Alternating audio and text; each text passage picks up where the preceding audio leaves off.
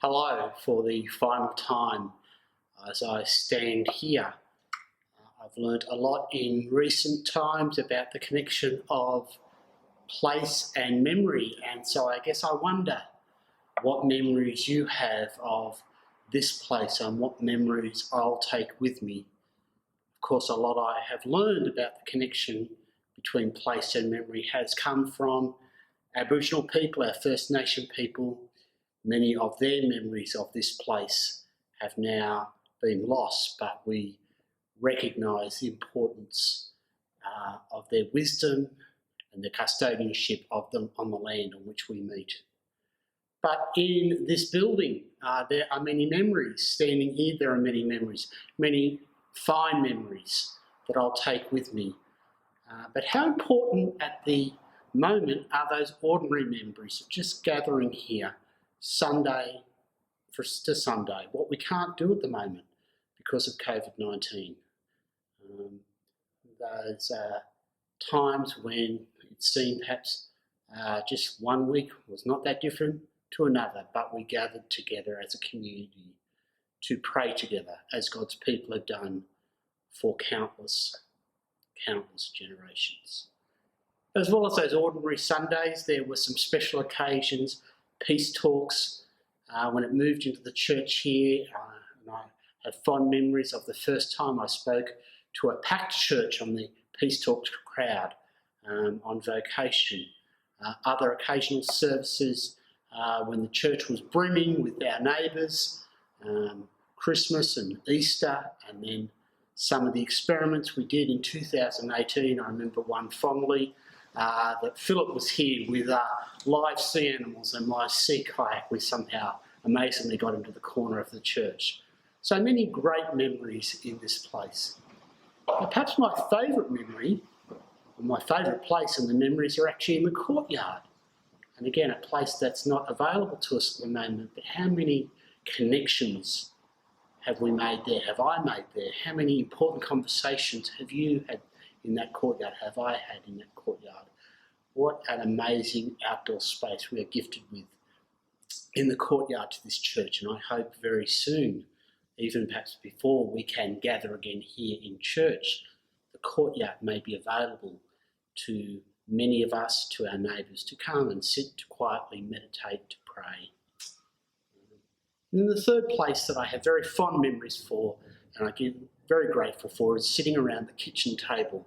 Again, a place of ordinary meetings, sometimes very boring, just ask Dave Taylor about that, but also a place where dreams were dreamed, and many things, as I mentioned earlier, that give me great joy about my time here. The early days of Common Grace, and it's now great to have Brooke with us in a more important way as CEO of Common Grace, but also living in the rectory. But also the birth of things like peace talks I've mentioned, and Byron's Climate Wise, but so many great conversations around that kitchen table with so many people over the years. There is indeed a lot to be grateful for, a lot that gives me a deep sense of joy, and I hope you're able to share in that and continue to share in those things even after I've gone. But right now, I'm here in an empty church.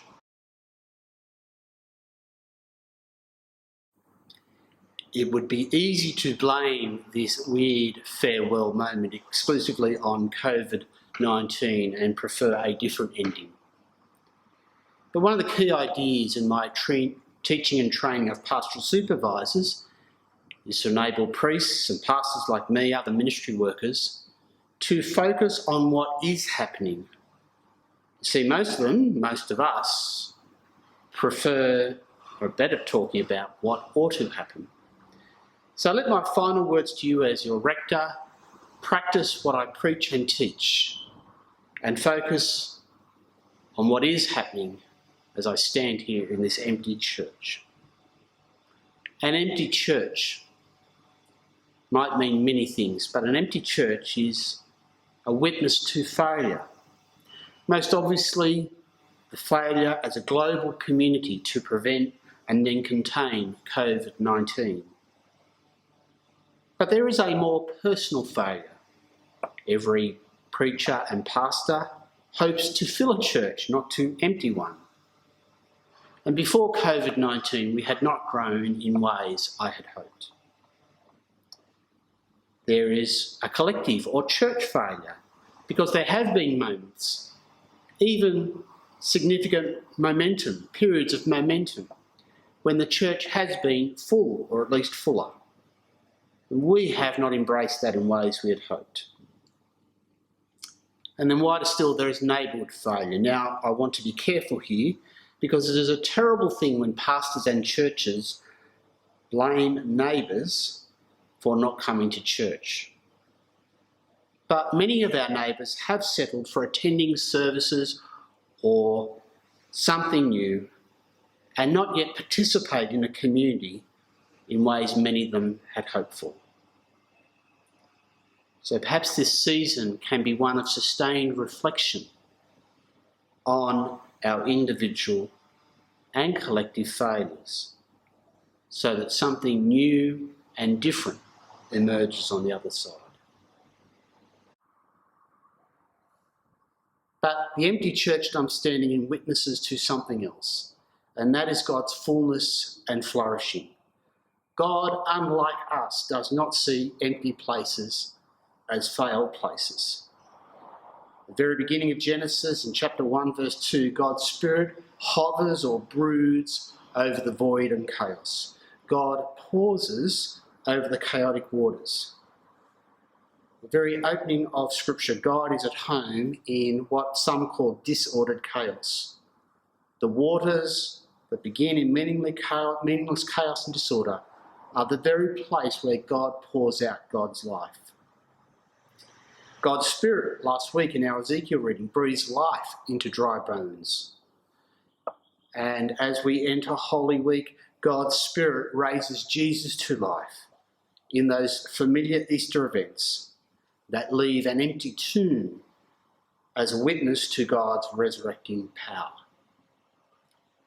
So my final words are as old as the gospel story itself, the good news of Jesus' life, death and resurrection. God's gift is for fullness and flourishing.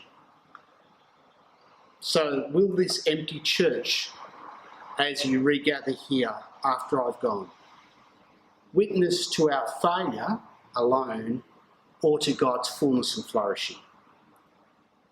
I don't know what will happen because this is the chapter where God, the divine author, writes me out of the St. George story. I don't know what shape you'll be in when we come out the other side of COVID-19. Only the author of life knows. But I do know this, that rising follows dying. Rising can't bypass or escape dying. So let me ask you one final question. Will this season we are now in be one focused only on, individually or as a church, on survival, on escaping death? Or will it become for us a season to deepen our trust and dependence on the crucified and risen Christ? My prayer for you is it'll be the latter. Thank you.